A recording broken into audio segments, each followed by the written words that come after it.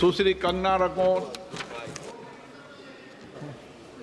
माननीय अध्यक्ष महोदय जी, मैं आपका मेरी तरफ से और मंडी की जनता की तरफ से हार्दिक अभिनंदन करती हूँ, आभार करती हूँ कि आपने आज पहली बार मुझे इस सभा में बोलने का, मंडी क्षेत्र के विषय में बोलने का मौका दिया। महोदय, हमारे मंडी क्षेत्र में ऐसी बहुत सारी कला शैलियाँ हैं जो विलुप्त हो रही हैं।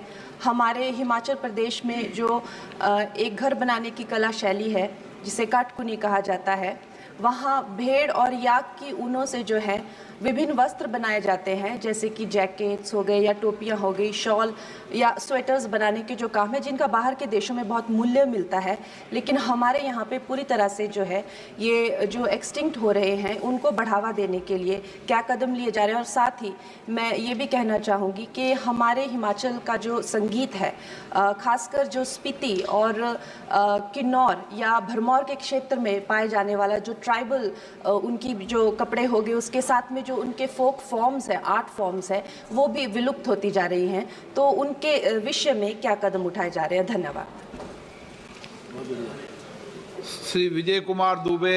धन्यवाद माननीय अध्यक्ष जी, आपके माध्यम से मैं माननीय रेल मंत्री जी का ध्यान आकृष्ट महत्वपूर्ण उस रेल परियोजना की तरफ ले जाना चाहता हूं, जो आज से लगभग 1.5 दशक पहले बिहार और उत्तर प्रदेश के सीमावर्ती लोगों की आवश्यकता को देखकर छितौनी तमकुही रेल परियोजना शुरू किया गया था।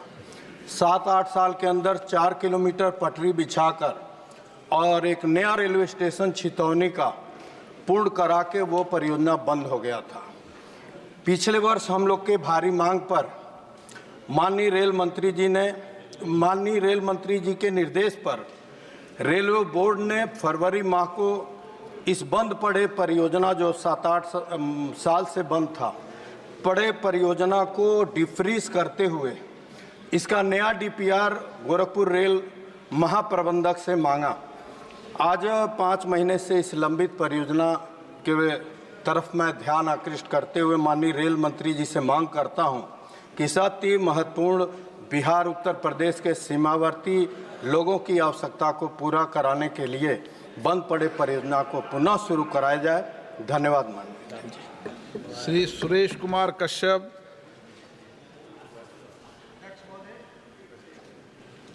अध्यक्ष महोदय, हिमाचल प्रदेश को सेब राज्य के रूप में जाना जाता है और देश में हिमाचल में दूसरे नंबर पर सबसे ज़्यादा सेब का उत्पादन होता है और विशेष रूप से इसका 80% मेरे संसदीय क्षेत्र में होता है।